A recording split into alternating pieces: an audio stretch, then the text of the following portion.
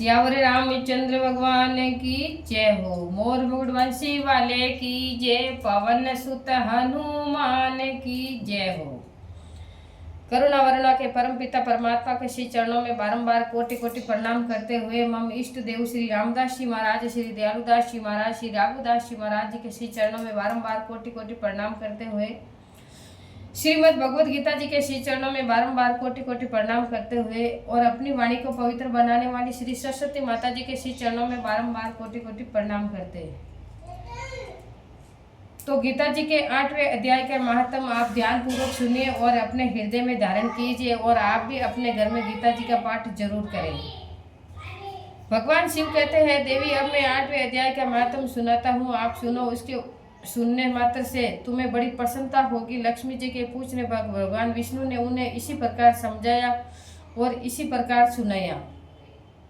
अष्टम अध्याय का महात्म बतलाया था। दक्षिण में अमरदकपुर नामक एक प्रसिद्ध नगर है। वहाँ भाऊ शर्मा नामक एक ब्राह्मण रहता था, जिसने वेश्या को पत्नी बनाकर रखा था। वह मांस मदिरा खाया करता और श्रेष्ठ पुरुषों का धन चुराता और पराई स्त्री से व्यभिचार करता और शिकार खेलने में दिलचस्पी रखता था। वह बड़े भयानक स्वभाव का था और मन में बड़े बड़े हौसले रखता था। एक दिन मदिरा पीने वालों का सामान जुटा था, उसमें भाऊ शर्मा ने भरपेट ताड़ी पी ली। खूब गले तक उसे चढ़ाया। अंत अजीर्ण कर अत्यंत पीड़ित होकर वह पापवश मर गया और बहुत ही बड़ा ताड़ का वृक्ष हुआ। उसकी घनी और ठंडी छाया का आश्रय लेकर ब्रह्म राक्षस भाव को प्राप्त हुए कोई पति पत्नी वहां रहा करते थे। उनके पूर्व जन्म की घटना इसी प्रकार है कि एक कुशीबल नामक ब्राह्मण था, जो वेदांग के तत्व का ज्ञाता, संपूर्ण शास्त्रों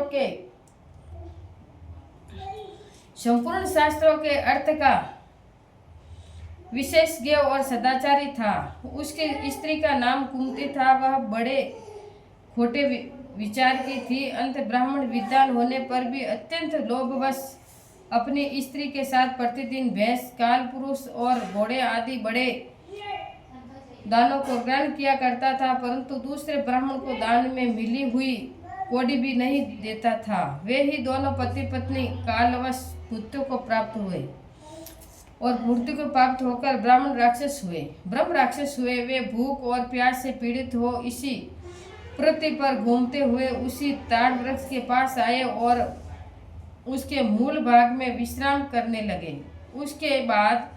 इसी के बाद पत्नी ने पति से पूछा कि नाथ, हम लोगों का यह महान दुख कैसे दूर होगा तथा इसी ब्रह्म राक्षस योनि से किस प्रकार हम दोनों की मुक्ति होगी। तब उस ब्राह्मण ने कहा कि ब्रह्म विद्या के उपदेश अत्यंत अध्यात्म तत्व के विचार और कर्म निधि के ज्ञान बिना किसी प्रकार संकट से छुटकारा मिल सकता है। यह सुनकर पत्नी ने पूछा कि तद ब्रह्म किमध्यात्म की कर्म पुरुषोत्तम वह ब्रह्म क्या है, अध्यात्म क्या है और कर्म कौन सा है। उसकी पत्नी के इतना कहते ही जो आश्चर्य की घटना घटित हुई उसको आप सुनो।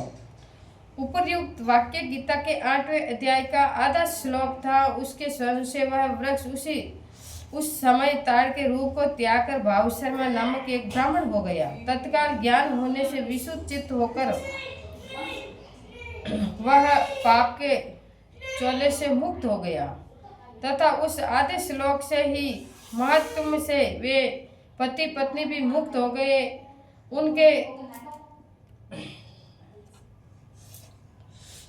पति उसके शरण से वह वृक्ष भी उस समय ताड़ के रूप को त्याग कर भाऊ शर्मा ब्राह्मण हो गया। तत्काल ज्ञान होने से विशुद्ध चित्त होकर वह पाप के चेलों से मुक्त हो गया तथा उस आधे श्लोक से ही महात्मा से पति पत्नी भी मुक्त हो गए।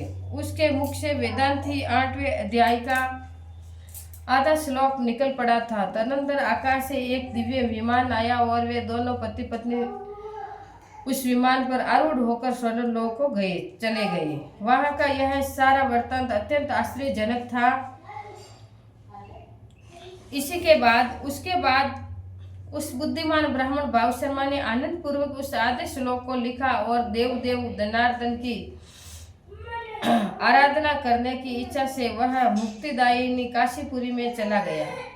वहाँ उस उदार बुद्धि वाले ब्राह्मण ने भारी तपस्या आरंभ की। उसी समय क्षीर सागर की कन्या भगवती लक्ष्मी ने हाथ जोड़कर देवता जगतपति जनार्दन से पूछा कि नाथ, आप सहसा नींद त्याग कर खड़े क्यों हो गए हो? श्री भगवान बोले कि हे देवी, काशीपुर में भागीरथी के तट पर बुद्धिमान ब्राह्मण भाव शर्मा मेरे भक्ति रस से परिपूर्ण होकर अत्यंत कठोर तपस्या कर रहा है। वह अपनी इंद्रियों को वश में करके गीता के 8वें अध्याय का आधे श्लोक का जाप करता है। मैं उसकी तपस्या से बहुत प्रसंतुष्ट हूँ। बहुत देर से उसकी तपस्या के अनुरूप फल का विचार कर रहा हूँ। हे प्रिय, इसी समय वह फल देने को मैं उत्कंठित हूँ। तो पार्वती जी ने पूछा कि भगवान श्री हरि सदा प्रसन्न होने पर भी जिसके लिए चिंतित हो उठे थे, उस भगवत भक्त भाव शर्मा ने कौन सा फल प्राप्त किया है? तो श्री महादेव जी कहते हैं कि हे देवी, द्विजश्रेष्ठ भाव शर्मा प्रसन्न हुए भगवान विष्णु से। भगवान विष्णु के प्रसाद को पाकर आध्यात्मिक सुख मोक्ष को प्राप्त हुआ तथा उसके अन्य वंशज भी जो नरक यातना में पड़े थे, उसी के शुद्धकरण से भगवत धाम को प्राप्त हुए। तो हे पार्वती, यह 8वें अध्याय का महात्म्य थोड़े में ही मैं तुम्हें बताया है। इसी पर